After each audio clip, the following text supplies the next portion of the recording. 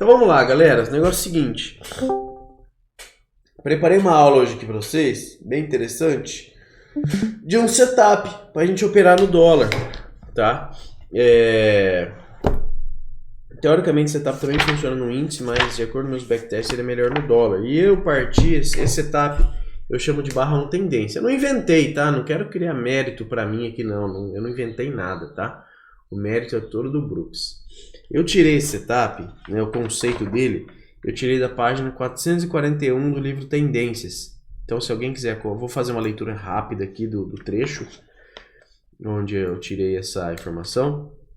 Se alguém quiser me acompanhar, tá na página, no livro Tendências, né, do Al Brooks, página 441, no segundo parágrafo aqui. Ele fala o seguinte: se houver uma abertura em gap, deixa eu achar um exemplo já aqui um exemplo aqui. Aqui. Se houver uma abertura em gap que seja maior que apenas alguns ticks e a primeira barra for uma forte barra de tendência com pequena sombra, barra de bom tamanho, operar o seu rompimento em qualquer direção normalmente será uma boa operação. A primeira barra de todos os dias é uma barra de sinal para um dia de tendência de alta desde a abertura e para uma barra de tendência de baixa desde a abertura, dependendo da direção do rompimento da barra. Se você entrar e o seu stop de proteção for atingido na barra seguinte, considere reverter uma operação para uma operação de swing, pois normalmente o mercado irá se mover mais do que o número de ticks que você perdeu na primeira entrada e sempre há a possibilidade de que possa desenvolver um dia de tendência desde a abertura. Mesmo se não houver um gap na abertura, uma barra de tendência como primeira barra será um bom setup para uma operação. Porém, a probabilidade de sucesso será maior se houver um gap, pois o mercado estará mais exagerado e qualquer movimento tenderá a ser mais forte. Beleza, então o que ele está dizendo aqui? Quando você tem um gap, um forte gap de abertura, mais do que alguns ticks, e a barra 1 for uma barra de tendência, com pouca sombra, nesse caso, nesse exemplo aqui, ó, essa barra até teve uma sombra proeminente, tá? Mas o ideal é que se tiver sombra, que seja uma sombrinha pequena, tipo uma sombra assim, ó. Uma sombra um pouco menor que isso, sabe? Mas, então quando você tem isso, ele fala que você poderia operar o rompimento dessa barra, apostando numa tendência de abertura. Então você compraria aqui e usaria o stop aqui, né?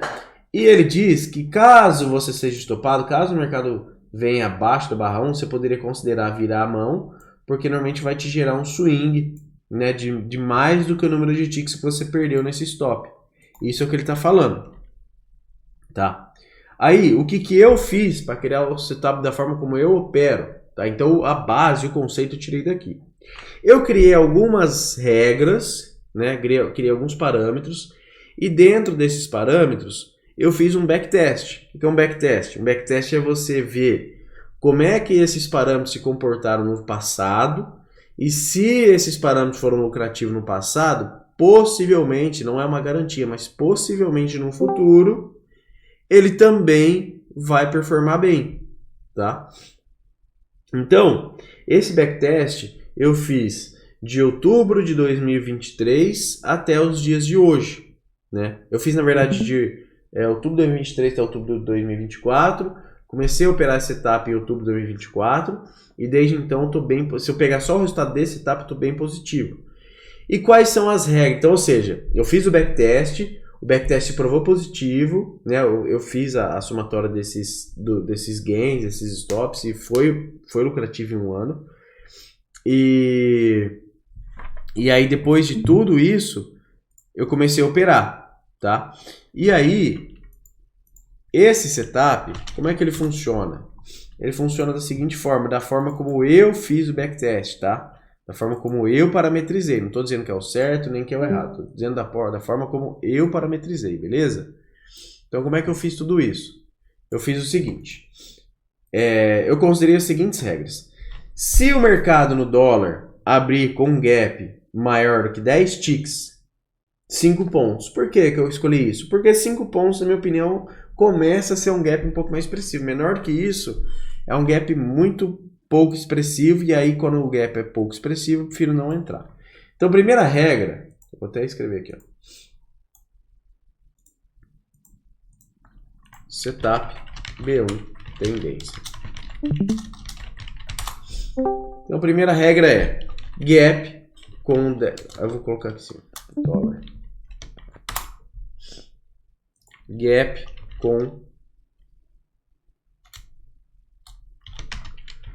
com 10 ticks ou mais, 5 pontos ou mais no dólar.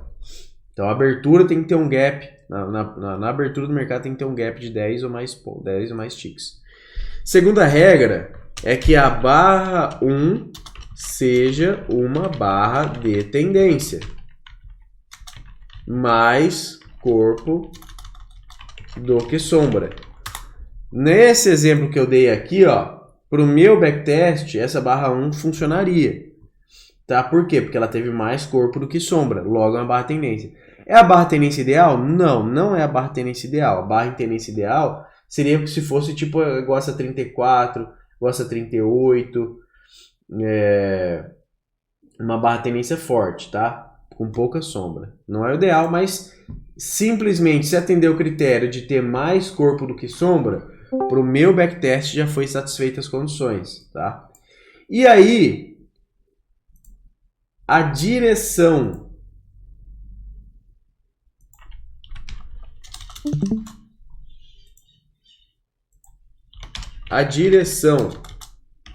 do gap não importa.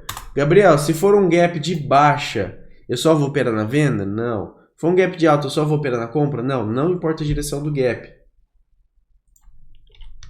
Entrada é um tick além da barra 1, se for de tendência e se tiver gap com mais de 5 pontos.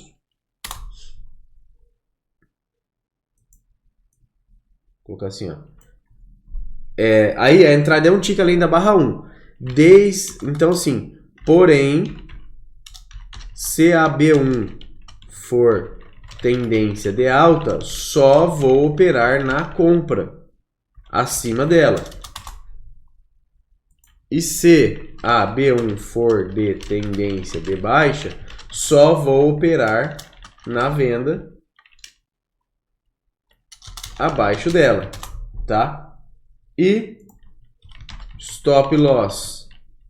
O stop loss é 2 ticks além da B1 de tendência e o meu alvo é o mesmo número de ticks do meu risco, 1 para 1.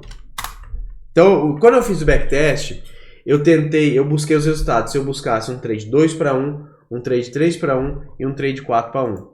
O que melhor performou em um ano no dólar foi o trade de 1 para 1. Beleza? E depois eu vou falar do índice, tá? Depois eu vou falar no índice. Então, o que melhor performou foi 1 para 1. Beleza? Então, como é que seria isso? Vamos dizer que o mercado, ele lá no dia anterior foi um dia de baixa aqui, independente, ou fechou uma lateralidade aqui e tal, beleza. No outro dia o mercado abriu com gap de baixa e deixou uma barra tendência de alta aqui, ó, na barra 1. O que você vai fazer? Vou comprar aqui, com o stop aqui embaixo, o meu alvo vai ser o mesmo. Vamos dizer que a barra tenha 10 pontos. Se a barra tiver 10 pontos, qual que vai ser meu alvo? Os 10 pontos da barra. Só que o meu ordem stop fica um tique acima, certo? Logo, é os 10 pontos mais um tique acima que eu vou entrar na barra. E o meu stop não é 2 ticks abaixo? Mais 2 ticks abaixo. Logo, meu stop é 10 mais meio ponto, né? Meio ponto, que é um tique acima, mais um ponto abaixo. Logo, meu stop, a barra tem 10 pontos, mas o meu stop tem 11,5, vocês concordam? Porque eu entro um tique acima e stop um tique abaixo. Logo, meu alvo vai ser 11,5 pontos, vai dar um pouco além da projeção da barra, vai dar 1,5 ponto além da projeção da barra, mas é 1 para 1 do meu risco. Percebe que eu coloquei aqui, ó, 1 para 1 do meu risco, tá? Não é 1 para 1 da barra, é 1 para 1 do meu risco, beleza? Nessas configurações, nós vamos ter uma relação, uma probabilidade média de 70% taxa de acerto. Ou seja, cada 10 trades a gente vai errar mais ou menos 3 e vamos acertar mais ou menos 7. Logo, num final de 10 trades, eu vou acertar 7, eu vou perder 3, vou ficar com 4 positivo. 4 o quê, Gabriel? 4 vezes o número de dinheiro que você arriscou. Para esse setup funcionar, a gente não pode operar número fixo de contrato. Tá? A gente tem que ponderar o número de lotes pelo tamanho do risco financeiro que eu quero correr. Puta, Gabriel, agora você bagunçou tudo na minha cabeça. Como é que resolve isso? É o seguinte.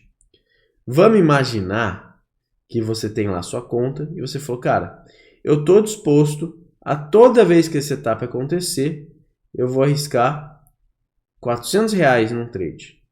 Deu esse setup, eu tô afim, toda vez que ele acontecer, eu vou arriscar R$400. Beleza.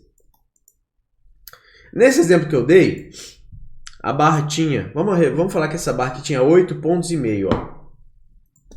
Amplitude da barra.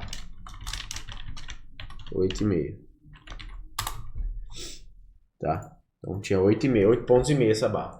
Logo, com um tique de entrada acima, mais 2 ticks de stop abaixo, o meu stop, então 8,5 da barra, mais 1,5 ponto da minha entrada, mais stop, logo meu stop vai para 10 pontos, certo? Cada ponto no dólar com um contrato equivale a quanto? Equivale a R$10. Logo, 10 pontos com R$10, nós estamos falando que por contrato você estaria arriscando R$100 nesse trade. Tá? Você estaria arriscando R$100. Logo, se você está disposto a arriscar R$400 por trade, você vai dividir os R$400, que é o que você está disposto a arriscar, por 100. Logo, nesse trade você ia entrar com 4 contratos. E você buscar 1 para 1. Agora, vamos imaginar o mesmo exemplo. Só que em vez da amplitude da barra ter 8,5, essa barra aqui, vamos dizer que ela teve 18,5. A amplitude dessa barra não foi mais 8,5. Ela não foi mais 8,5, foi 18,5. Então naquela conta a gente entrar com 4. Nessa conta, como é que vai fazer? 18,5 com mais 1,5 da minha entrada e stop. Então estamos falando de 20 pontos de risco. O meu stop é de 20 pontos nesse trade. Logo, 20 pontos. Cada ponto equivale a R$10. Eu estou arriscando R$200 por contrato nesse trade. Se eu quero arriscar R$400, logo eu vou dividir 400 por 200. Logo, eu vou entrar com 2 contratos nesse trade. Então percebe que para isso aqui ser bom, você tem que ponderar o tamanho dos seus lotes pelo valor financeiro que você quer operar. Para que isso aqui faça sentido. Se você não ponderar isso, a probabilidade de 70% não faz sentido. Por que, Gabriel, que não faz sentido? É simples a conta. Vamos dizer que você entrou nesses 2 trades aqui, ó. Um trade que a amplitude da barra foi 8,5 e o outro trade que a amplitude da barra foi 18,5. No primeiro trade, você estava... Vamos falar em pontos agora. Vamos dizer que você é um cara iniciante e que você está operando um único lote. Ou que você já tem uma conta maior. Gabriel, eu tenho que R$10.000 na minha conta. E eu opero 5 contratos. Meu número de lotes para operar é 5 contratos. Beleza. No primeiro trade, a gente está falando 8,5 pontos do tamanho da barra. O stop é 10 pontos. Logo, se você tivesse acertado esse trade deu certo, são 10 pontos de risco, você ia buscar 10 pontos de alvo, você ia ganhar quanto? Vamos dizer que você está operando com o número fixo de lotes, R$100, está ganhando. Num segundo trade, o stop era 20 pontos. Se você operar o mesmo número de lotes, um lote, se esse trade der errado, você vai perder R$200. Aí, pensa comigo, no primeiro trade, você ganhou 1 para 1, no segundo trade você perdeu um, que o teu risco retorno era 1 para 1 também. Então, ou seja, você ganhou 1 no primeiro e perdeu 1 no segundo. Qual que teoricamente deveria ser o seu resultado? 0. Concorda? Era pra você estar no 0 a 0. Mas, como você usou o número de lote fixo, você tá negativo, porra. Não faz sentido. Não é pra você estar negativo, você tá no 0. Ou pior, depois entra um terceiro trade com menos stop aqui, 8,5. Aí você ganha mais 100. No primeiro, aí você tá operando com um lote. No primeiro você perdeu 100, no segundo você perdeu 200 e no terceiro você ganhou 100. Soma tudo, você tá no quanto? Você tá no 0 a 0. Mas o cara que operou fracionado, o cara que ponderou o tamanho da posição dele pelo tamanho do stop, ponderado pelo risco financeiro que ele quer, ele entrou com o número de lotes proporcional para que o stop seja do tamanho financeiro que ele quer, que ele deseja tomar no máximo. Então, se eu estou falando de risco-retorno, no primeiro trade eu ganhei uma vez o meu risco, no segundo trade eu ganhei uma vez o meu risco, eu perdi uma vez o meu risco, e no terceiro trade eu ganhei uma vez o meu risco. Logo, eu ganhei duas vezes o meu risco e perdi uma. Logo, era para ter um para frente. O quê? Uma vez o número financeiro que eu quero arriscar. Se eu estou arriscando R$100, era para estar R$100 positivo. Se eu estou arriscando R$200, era para estar R$200 positivo. Se estou arriscando R$1.000, era para estar R$1.000 positivo. Então percebe que não é simplesmente o setup. Você tem que entrar no setup e você tem que entrar com o número de contratos adequado. Senão você corre o risco de não dar certo. Poderia acontecer o contrário. Poderia que você ganhasse nesse aqui e perdesse nesse. Aí você está bem positivo. Mas você sabe que nem sempre é assim que acontece, né? Beleza? Alguma dúvida até aí?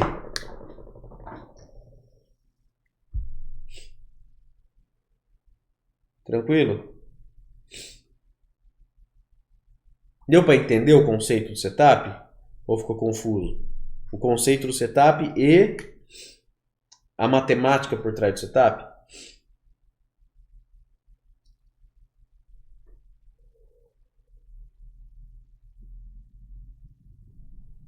Show de bola, mano. Ficou claro, sim.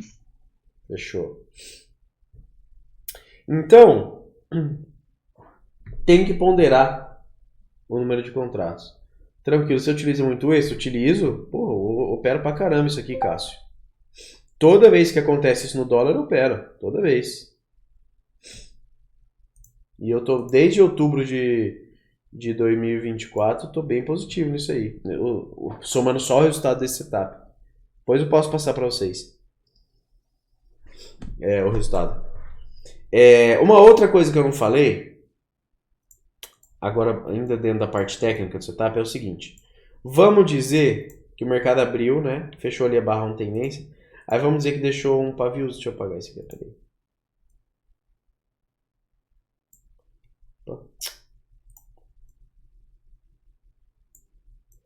Vamos dizer que o mercado deixou nessa barra aqui, deixou um paviozinho aqui, ó. Né? Aí a barra fechou, abriu a próxima. Na próxima o mercado veio abaixo e depois fechou aqui, ó. Ou seja, fechou uma barra assim, ó. Por exemplo. A barra 2 foi uma barra assim. Perdeu a mínima da 1. Invalidou o setup. Não tem mais compra aqui, tá? Não tem mais compra aqui. Beleza? Outra coisa, Gabriel. O Brooks falou que se essa barra 1 aqui for de tendência, vou desenhar ela aqui do lado, ó. Essa barra 1 aqui, ó. Se você entrar, aí você colocou sua ordem aqui, seu stop aqui, seu alvo lá. O mercado, ele fala o seguinte, se o mercado subir, te acionar e imediatamente estopar, você poderia considerar virar mão. De fato, tecnicamente, eu jamais vou discutir com o Brooks. Se ele falou, tá falado. Eu não considerei isso no meu backtest, tá? Não gosto desse tipo de abordagem, isso é uma coisa particular minha. Não estou dizendo que é bom, que é ruim, que é certo, que é errado. É uma coisa particular minha, eu não faço isso. Beleza? Então, nesse backtest eu não considerei. Simplesmente stopa, aceita a perda e aguarda, tá? Esse setup, a gente vai ter uma média de 3 trades e meio por mês, tá? Então não é um setup que acontece com muita frequência, não é um setup que você vai ter todo dia, precisa de um conjunto de regras para acontecer, mas quando acontecer, vai estar preparado para pegar, né? Para a gente ser consistente no mercado, a gente precisa ter um conjunto uma caixinha de ferramenta, né? E esse setup compõe um pouquinho da nossa caixinha de ferramenta. Então, eu, obviamente, eu não opero só ele, né? Mas é um setup que vocês podem estar operando aí. Beleza? Vamos ver o gráfico, então? Nesse dia aqui, ó, dia 24, o mercado abriu, gap, vamos ver o tamanho do gap. Gap, 23 pontos, beleza? Marque 5 pontos. O que eu ia fazer? Deixar uma ordem de entrada aqui. Opa. Meu stop aqui, ia buscar 1 para 1 disso. Logo, se a barra tinha, ó, vamos ver o tamanho da barra. A barra tinha 14 pontos e meio. Logo, 14 pontos e meio. Se aí entrar um tick acima e estopar um tick abaixo, a gente tá falando 16 pontos stop de alvo. E aí, o mercado veio aqui, ó, não estopou, tá? Não perdeu a 1, ele fez microfundo duplo igual e depois foi, ó. Aqui, não, na verdade ele deu gain aqui na 16, ó. 16 pontos. Na 16 ele já tinha ido. Então, você saiu aqui na barra 16, tá? Vamos ver outro dia. Deixa eu ver. Ontem foi um dia que falhou. Ontem a gente teve um gap do fechamento de 114 até a 1, 10 pontos. Compra um tick acima, stop abaixo, vai parte, né? Vai parte. Tomou stop. Esse dia aqui, ó, a barra 1 até foi tendência, mas o gap foi muito pequeno, 2 pontos só, não teve trade. Aqui a gente falou, aqui a barra 1 foi doji, aqui barra 1 tendência, vamos ver o tamanho do gap. Tamanho do gap, 13 pontos. Então eu ia entrar um tick acima, stopar um tick abaixo, são 15,5, 16 pontos e meio de stop. Logo, 16 pontos e meio. Aqui nessa barra 33 seria dado alvo, ó, 16 pontos e meio pagou também. Aqui a barra 1 foi um doji, aqui a barra 1 foi um doji, aqui a barra 1 foi um doji, aqui a barra 1 foi, até poderia considerar tendência, mas percebe que não acionou, ó, o mercado não vem abaixo da 1, não deu setup, não deu entrada. Aqui a barra 1 foi doji, aqui a barra 1 foi doji, aqui a barra 1 foi um doji, aqui a barra 1 foi tendência, vamos ver o gap. Gap de 4,5 pontos, não deu entrada. Não era para vender abaixo da 1, não deu entrada. Se tivesse dado entrada, teria estopado, mas não deu, porque o gap foi menor que 5 pontos.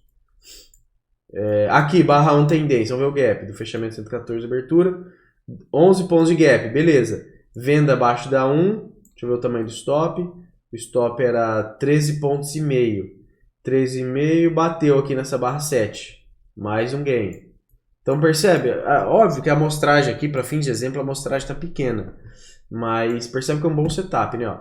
Nesse dia, abriu com gap da 114 da abertura, gap 3 pontos. Não teria setup aqui. Mas aqui é um exemplo interessante. Por mais que tivesse um setup aqui nessa barra 1, não teria sido acionado. Porque percebe que a 3, antes do mercado perder a 1, o mercado foi... A 3 foi acima da 1, então invalidava. Então nesse dia, não, por mais que o gap tivesse 5 pontos, não teria dado a entrada. Tá? E outra coisa, não tem trailing stop, não tem... Gabriel, se eu tomar uma barra tendência uma barra tendência contra eu forte, saio? Não. Não tem que colocar stop no break-even, não tem nada. Esse setup ou é gain ou é stop. Deixa rodar, tem que ter paciência. Esse trade não mexe. Deu entrada, você posiciona seu loss, você posiciona seu gain e deixa rodar. Beleza? Combinado? Dúvidas tem, moçada? Tranquilo. Fechou, então. Então era isso que eu tinha para passar para vocês. Deixa eu pausar a gravação aqui. Tranquilo, ficou claro. Perfeito.